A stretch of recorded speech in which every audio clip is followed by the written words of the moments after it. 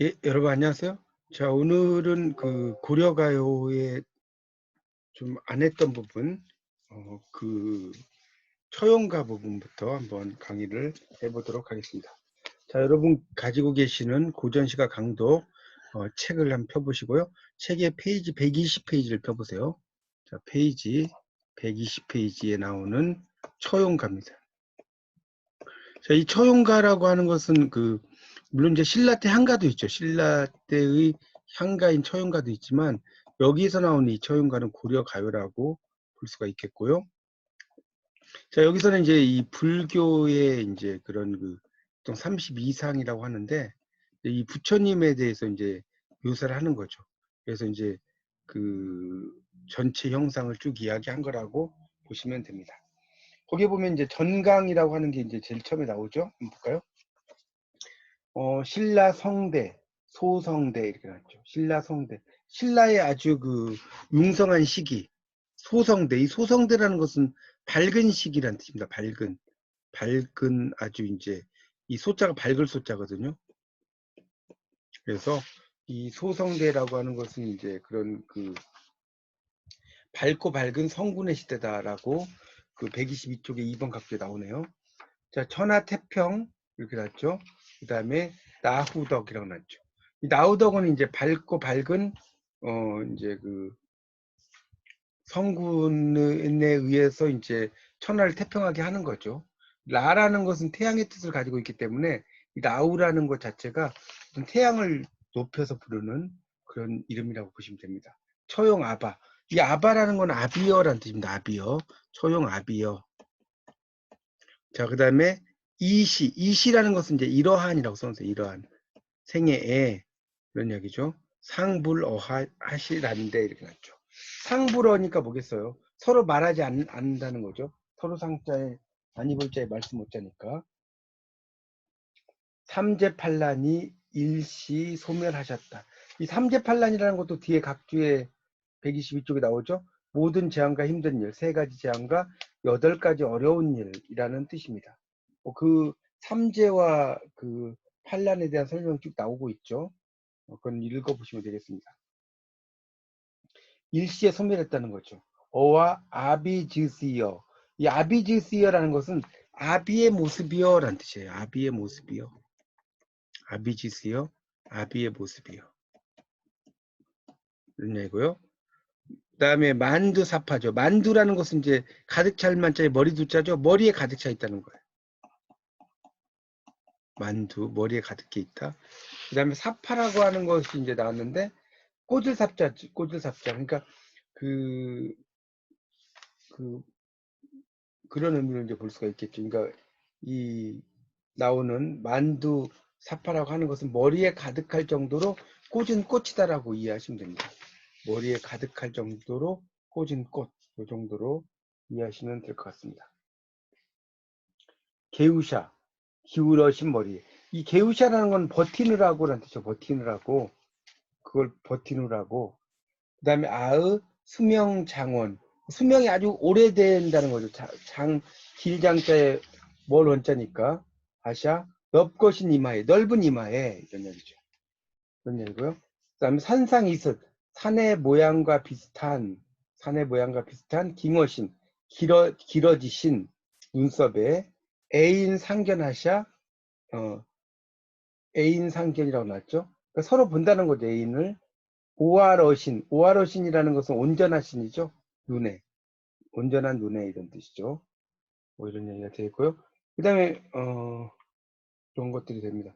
그래서 이제 여기 내용들을 보면 뭐 이거는 전체적인 내용을 보면 뭐 자세하게 이야기할 필요는 없고요. 120쪽에 보면 이제 눈썹이 나왔고요. 제일 위에 거기 눈썹이 동그라미 쳐보세요. 11번 각주 옆에. 그 다음에 눈이죠, 눈. 그 다음에 귀죠. 그 다음에 해죠. 그 다음에 코. 이 코가 코예요, 코. 입에는 입이죠. 그 다음에 니빨은 이빨이겠죠. 그 다음에 턱이고요. 어깨. 이런 식으로. 소매. 이런 식으로 쭉 가죠. 가슴. 그 다음에 배. 허리. 여기 나오고요. 이 허티라고 하는 것이 이제 27번 각주에 나왔는데, 이 허티란 건 다리 아랫마디라는 뜻입니다. 그래서 그 모습을 이렇게 이제 이 부처와 같은 이런 모습을 이렇게 쭉 설명을 하고 있는 거죠. 어떤 모습이고 어떤 모습이고 이렇게 쭉 설명하는 그런 모습이라고 보시면 될 것 같습니다. 이건 뭐 일일이 다 설명할 필요는 없을 것 같아요. 그런 그러니까 이 부처 형상을 이렇게 눈썹부터 다리까지 쭉 설명을 하고 있다라는 정도 이해하시면 될 것 같습니다. 자, 121쪽에 그래서 아으라고 났죠. 거기 그 소엽이라고 써진 거에 다섯째 줄에 계면. 이 계면은 눈물을 흘려서 이제 얼굴에 경계가 생겼다는 뜻인데, 계면 도라샤 넓거신 발에, 넓은 발에 이런 이야기가 되겠죠. 그래서 이제 쭉 그 형상화를 이야기를 하고 있는 것을 보시면 되겠습니다. 네, 그런 내용이 쭉 나와요. 그러다가 이제 그 밑에 중엽이라고 써진 거 동경 밝은 달에 새도록 돈이다가 자, 이 부분 세 줄을 네모쳐 놓으세요. 거기 보면 동경 밝은 달이라고 있죠. 경주의 밝은 달에 밤새도록 놀다가 들어와서 자리를 보니까 다리가 4개다. 가라리는 다리가란 뜻이고요. 네이로다 4개다는 뜻이죠. 아, 둘은 내 언니와 둘은 내 것이지만 둘은 네의 언니요. 둘은 누구의 것인가? 그게 낫죠. 이런 적이 처용아비옷 보시면, 처용아비가 보시면 이런 얘기겠죠. 그다음 뭡니까? 열병 대신 이사 횟가시로다 이렇게 낫죠. 열병 대신이라고 하는 것은 열이 몹시 오르고 심하게 앓는 병을 일으키는 신이라는 거죠. 그 다음에 이제 그렇게 정리를 좀 하시면 되겠고요. 이사 횟가시로다. 이 이사 횟가시라는 것은 회를 만드는 데 쓰는 고기나 생선을 가리켜요. 이러다. 그러니까 결국 이건 뭐예요? 열병 대신아 너는 죽었다 이런 정도 해석이 되겠죠. 그래서 천금을 주리여 처용아바 아비여 천금을 주겠습니까 처용아비여 칠보를 주겠습니까 처용아비여 이런 식으로 쭉 설명하고 있죠. 그 다음에 그 천금 칠보도 마로 열병신을 날 잡아주소서 나를 잡아라 이런 얘기죠. 산이여 매이여 천리 바뀌여 처용아비를 어여려 거저 어렵게 여겨서 아의 열병 대신에 발언이셨다. 열병 대신에 이제 발언이라는 것은 기원이죠. 열병 대신에 기원이다 이런 정도로 해석이 되겠습니다. 그래서 이제 이 고려 가요의 처용가와 신라의 처용가의 차이점은 고려 가요의 처용가는 이렇게 어떤 부처의 형상들을 눈썹부터 그 발밑까지 이렇게 형상화했다는 모습이 좀 신라의 처용과 다르다고 볼 수 있습니다. 자, 123페이지 해설을 보세요. 이 작품은 신라 헌광왕 때 동해 용왕의 아들로 궁중에 들어와 살던 처용이 라는 설화적 인물을 소재로 한 처용가의 기원을 두고 있다. 연호는 기원과 같아요. 자, 고려시대에 넘겨보세요. 고려시대에 와서는 불교적 성격에 맞춰 부처의 30 이상으로 처형의 모습을 머리끝에서 발끝까지 묘사하는 수법을 쓰고 있다. 그래서 내용이 길어졌다고 나오죠. 자, 그런 내용이 있다는 거 알아두십시오. 그래서 이제 신라 때 처형은 넷째 줄에 역신을 물리치고 부인을 지키는 수호자였기 때문에 후대로 가면서 문신, 수호신, 뭐 여러 신의 기능으로 확대가 되고요. 그 다음에 이제 궁중의 송구영신, 그러니까 그 오래된 것을 버리고 새 것을 맞이한다는 거죠. 그래서 나래라는 것은 이제 사악한 것을 쫓는 행사라고 보시면 됩니다. 이런 데 쓰였다. 자, 그래서 이제 그 밑에 단락, 요 밑에 단락이 이제 가장 중요합니다. 그 124쪽에 그 이 노래는 전체 단락을 네모하고 별표 쳐놓으세요. 이 노래는으로 시작되는 거 있죠. 그래서 이 노래를 보면 세 단락이 있다는 거죠. 첫째는 서시 앞부분이라는 거죠. 자, 그래서 신라가 태평했던 것은 신령스러운 힘을 지닌 존재, 나우의 모습을 닮은 처용의 덕이었다. 둘째는 이제 본사에 해당하는 곳으로 처용의 위엄을 보여준다. 머리끝에서부터 발끝까지 상세하게 묘사가 되고 있다는 거죠. 이 처용의 이 모습을 머리에서 발끝까지 아주 상세하게 묘사가 되겠습니다. 그러니까 여러분 교재로 보면 120쪽에 그 첫 번째 줄부터 그 첫 번째 줄부터 이제 네 번째 줄까지가 이제 일종의 그 서러운 부분이라고 볼 수 있겠고요. 다섯 번째 줄부터 이제 그 모습을 쭉 이야기하는 게 그 되겠죠. 그래서 이제 그 121쪽에 121쪽에 보면 쭉 모습을 이야기하는 거 거기 이제 그 대엽이라고 써진 거 위에 아의 둘은 내 언니와 둘은 니에어니오. 여기까지가 일종의 이제 본사라고 볼 수가 있겠죠. 그 다음에 이제 셋째가 처용의 신적인 능력을 노래하는 부분이죠. 열병신을 물리쳐서 나쁜 질병을 쫓아달라는 발언, 기원과 함께 노래를 마치고 있다라고 보시면 되겠습니다. 예, 그렇게 해서 정리를 하도록 하겠습니다. 자, 그렇게 하고요. 자, 그 다음에 이제 125쪽에 나오는 정과정을 보도록 하겠습니다. 125쪽에 나오는 정과정입니다.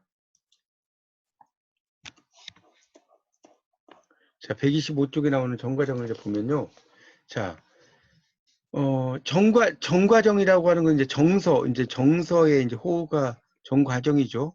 그러니까 과정이라는 것은 오이정자라는 뜻이에요. 오이정자.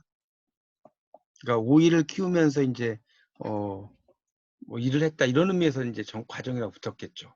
자, 한번 볼까요? 내 님을 그리사와 그리워하여. 지금 125쪽 보고 있습니다. 그리워하여. 운이다니, 울며 있더니. 이런 뜻입니다. 산 접동새. 산에 있는 접동새가 난 이스타요이다. 이거는 나와 비슷합니다. 나와 비슷합니다. 아니시며 거스르신들. 이 거스른들 이런 뜻이에요. 거스른들. 아니시며 거스른들. 아은 별 뜻이 없죠? 찬월효성이 아라시리이다. 찬월효성은 뭡니까? 남아있는 달과 새벽 효자의 별성자죠. 그러니까 남아있는 달과 새벽별이 이런 이야기죠. 아라신이다. 알 것입니다. 이런 뜻이죠. 넋이라도 님은 한데 녀져라. 내 넋이라도 님과 한데는 함께라는 뜻이에요. 함께 녀져라. 이거는 뭡니까? 가고 싶습니다. 님과 함께 가고 싶습니다. 덕이시더니 니러시니까. 이 니러시니까라는 것은 누구입니까? 과도 허물도 천만 없소이다. 천만은 절대란 뜻이에요. 절대로 없다는 거예요. 그래서 말이신디요. 이거는 이제 뭐 정확한 해석이 안 되는데 마십시오. 그렇지 말았으면 좋겠습니다. 이렇게 써보세요. 그렇게 말았으면 좋겠습니다. 그 다음에 사릇분디요. 이건 뭐냐면 슬프구나. 아으. 님이 나라를 하마는 벌써란 뜻이죠. 우리 경상도 같은 데 보면 하마란 말 많이 쓰죠. 그래서 이제 벌써 네 자신이니까 잊으셨습니까? 아소니마 도람 들으샤. 이 도람 들으샤라고 하는 것은 뒤에도 이제 설명이 나오지만 돌려 들으시오 라는 뜻이에요. 개오쇼셔. 사랑해 주십시오. 이런 뜻입니다. 자, 그러니까 이 시를 이렇게 보면 이 고려가요를 보면 이 정서의 작품인데 자기는 죄가 없다는 거죠. 죄가 없는데 유배를 왔다는 거죠. 그러니까 아주 슬픈 모습 이런 것들을 이야기한 거라고 볼 수가 있겠습니다. 자, 126쪽으로 펴보세요. 자, 정서는 고려 의종 때 사람이죠. 내 실랑의 자리에 있었어요. 조정에 비난하는 사람이 있어서 이제 임금이 그를 동래라는 곳으로 이제 기양을 보냈죠. 유배를 갈 때 머지않아 다시 부를 거라고 약속했지만 오랜 시간이 지나도록 개성으로 오라는 명이 없어요. 그래서 이 노래를 지었다고 하죠. 그래서 귀양간에는 의종 5년 1151년이었는데 이 정중부의 난이 일어나서 그 의종이 왕에서 쫓겨나고 난 후 그 뒤를 이은 명종 원년이 되어서야 기용이 되었어요. 그러니까 오랜 시간 동안 권력에서 밀려나 있다라고 볼 수가 있겠죠. 그렇게 이제 이해를 하시면 됩니다. 그러니까 1151년에서 1170년이니까 거의 20년 동안을 이제 권력에서 밀려나 있는 거죠. 그래서 정서가 동네로 귀양 가서 있을 때 임금을 그리워하면서 지은 것이다. 자신이 억울함을 호소해서 하늘의 달과 별을 증거로 내세우고요. 사람들의 말이 옳지 않았음을 이제 강조하고요. 임금을 그리는 정서를 강력하게 드러내어 조선시대 충신연군지사. 그러니까 충신이 임금을 그리워하는 노래라는 뜻이에요. 충신연군지사라는 것은 그런 대표적인 작품으로 취급된다는 거죠. 그렇게 볼 수가 있겠습니다. 자, 그 다음에 동동이라는 작품을 넘어가도록 하고요. 유구곡을 보도록 하겠습니다. 131쪽에 나오는 유구곡을 보십시오. 자, 여러분 교재 131쪽입니다. 자, 여기 나온 이제 유구곡이라고 하는 게 이제 나오는데요. 자, 유구곡입니다.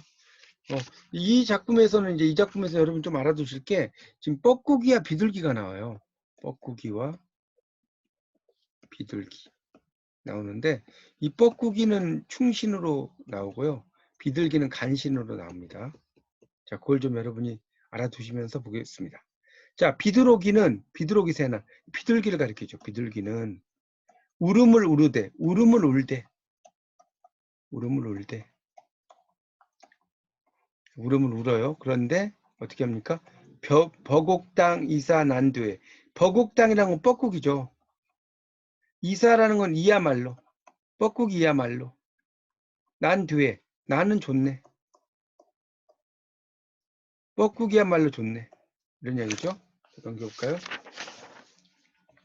그래서 132쪽의 주석을 보면 여기서는 간신배를 지칭한다라고 비둘기 나오죠.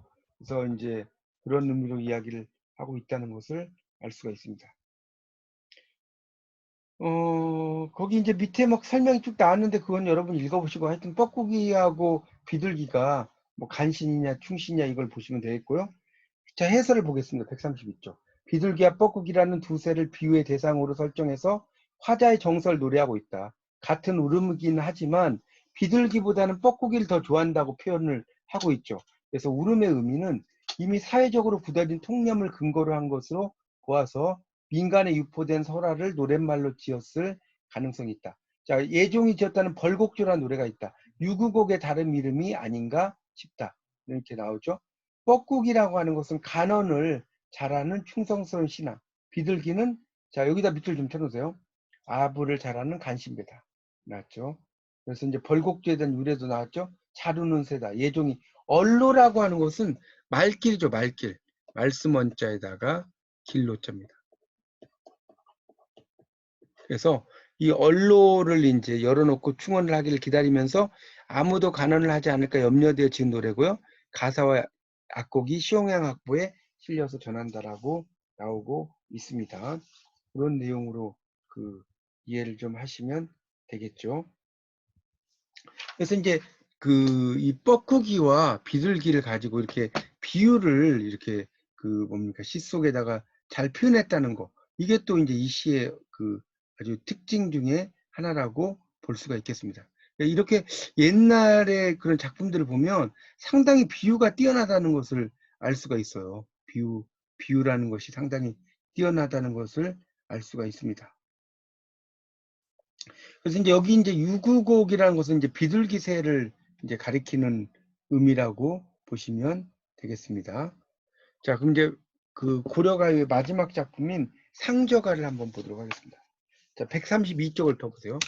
자, 132쪽입니다. 자, 132쪽에 보시면 상저가가 나와요. 이 상자는 이제 서로 상자죠. 그러니까 두 사람을 가리킨다고 볼 수 있겠고요. 요 저자가 방아저자예요. 가는 노래죠. 그래서 이제 두 명이 이제 방아를 찢는데 곡식이 튀어나오면 집어 넣어주는 거죠. 그래서 보면 들기둥 이건 덜커덩이라는 뜻이에요. 덜커덩. 방해나 띄어 이거는 방 하나 찌어라는 뜻이죠. 덜커덩 방 하나 찌어 이렇게 번역이 되겠죠. 희에는 이제 음을 도와주는 이제 조음구라고 볼 수가 있습니다.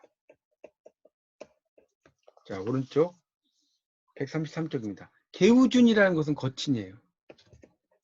밥이나 이건 이제 거친 밥이나 하니까 이게 뭐겠어요? 형편없는 밥이라도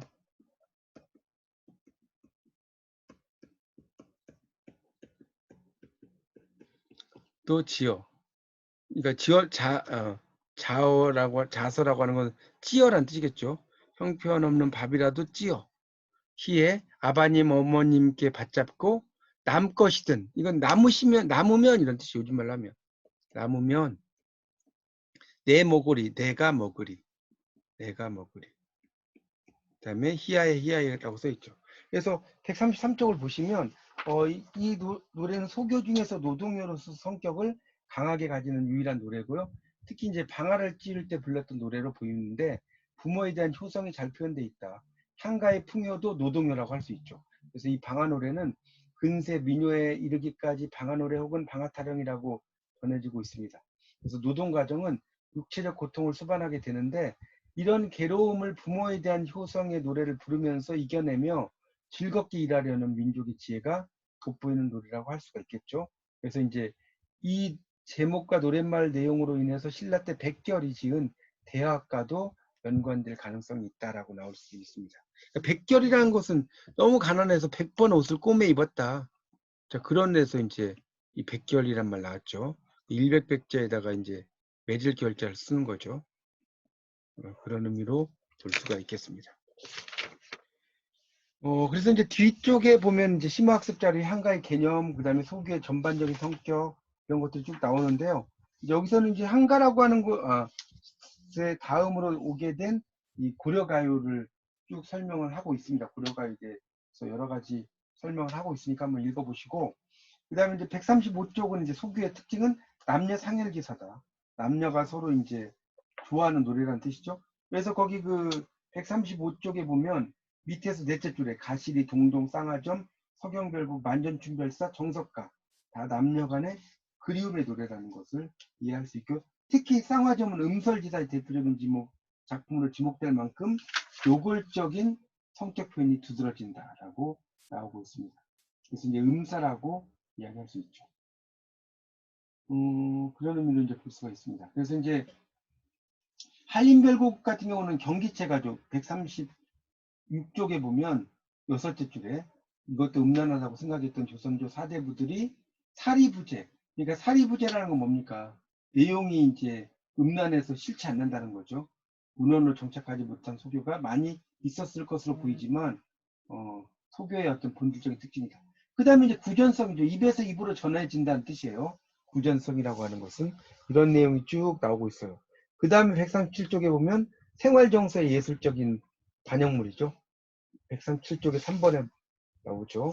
그래서 그런 그 생활과 관련된 내용들이 상당히 많이 나온다는 거죠. 물론 이제 정과정이나 처용과 137쪽에 3번의 둘째 줄에 이런 것을 제외하고는 정치적 이념, 종교적 이념 같은 것이 전혀 들어가지 않았다. 뭐 이런 내용도 나오고 있습니다. 그 다음 넘겨보세요. 자, 138쪽이 연장의 형태. 그러니까 연장이라는 것은 이제 장을 이어놨다는 거죠. 연장이니까. 그런 것을 이야기를 하고 있습니다. 동동, 청산별곡, 쌍화점, 후렴을 사용해서 장으로 나누는 작품은 말할 필요도 없고, 이런 그 가실이라든가, 상저가 유구곡처럼 장으로 나뉘지 않는 형태도 마찬가지로 할 수 있다. 이렇게 이야기를 하고 있습니다. 하여튼 연장이 상당히 많다는 거. 그 다음에 이제 표현의 개방성 139쪽에 있죠. 소개의 특징, 표현이 상당히 개방적이라는 것을 이해하시면 되겠습니다. 그래서 이제 그 마지막 단락에 보면 나오죠. 소교가 지닌 표현의 개방성은 수용과 변개에도 139쪽에 큰 구실을 했던 것으로 보이는데 동동, 정석가, 궁중 무학으로 수용이 됐죠. 그래서 그 송도 송축을 의미하는 의미도 있다는 거죠. 그래서 이제 이러한 정업사 처용과 문신의 기능을 하는 처용이 나래에 사용되는 것, 남편을 기다리는 부인의 애틋한 마음이 담긴 노래가 궁중 연애에 사용될 수 있는 것은 미녀의 바탕을 두고 있는 소교가 지닌 표현의 개방성에 기인한 것이다라고 할 수가 있겠습니다. 이렇게 해서 이제 그 고려 가요를 전체적으로 다 강의를 마쳤습니다. 여러분이 다시 한번 잘 공부하시면서 여러분의 지식으로 만드시기 바랍니다. 감사합니다.